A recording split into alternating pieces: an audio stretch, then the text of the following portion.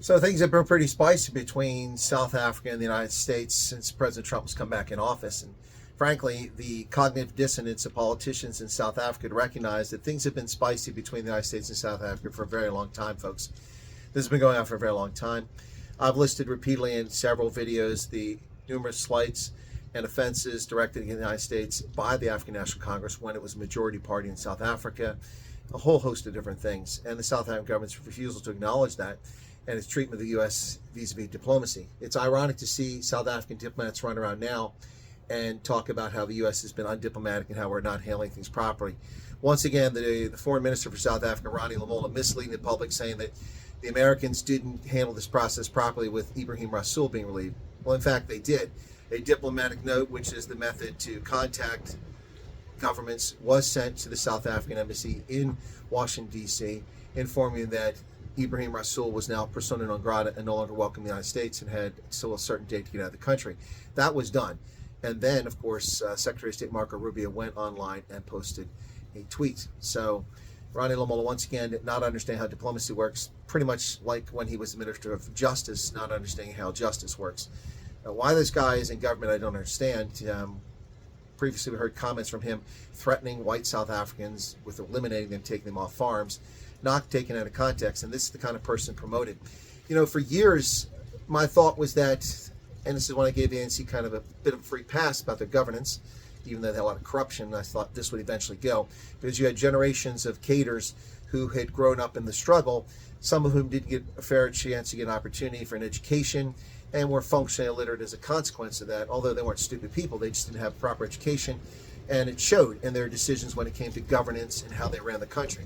And for many years, I hoped that what would happen is that this generation of fossils from the liberation era had aged out and left the scene, that the ANC would mature and improve as a political party. But instead, we get new generations of even worse politicians who seem to be not particularly bright and infused with this sense of racial hatred and retribution, which wasn't present with Mandela coming into office in the early stages of Ubuntu and post-apartheid South Africa. But today we have a situation in which people are hell-bent on racial hatred, and these are people who never suffered any consequences of racial hatred, yet want to blame their failures or the failures of their government on events that happened 50, 80, 100, 200, 300, 400 years ago, which is utter nonsense.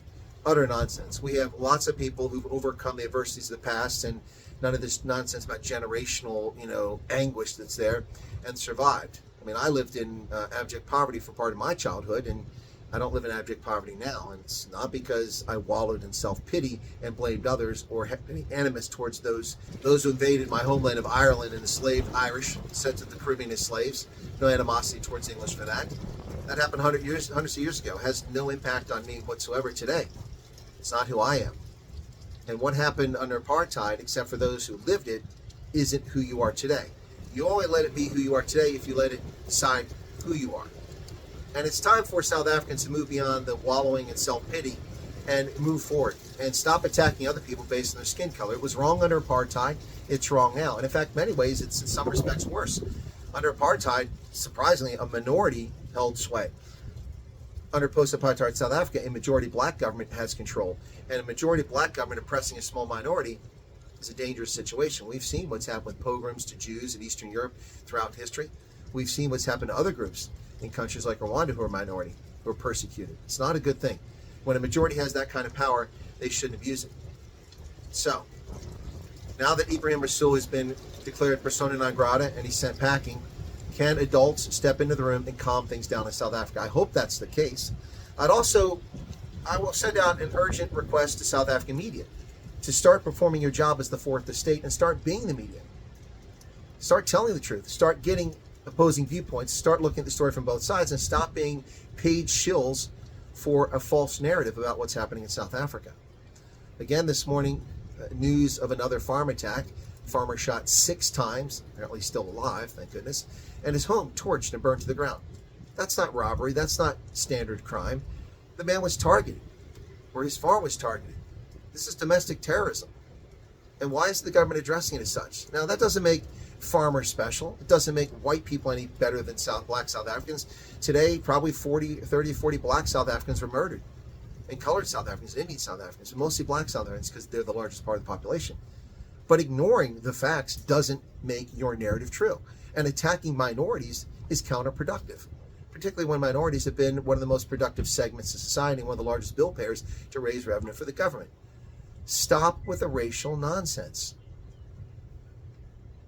If we weren't the same, then we wouldn't be able to procreate together. Think about that.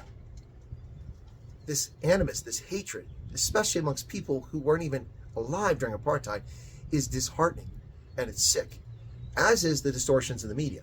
Getting academics who will willfully lie and mislead people claiming America's put sanctions in South Africa. Ladies and gentlemen, wake up and look. Show me the sanctions.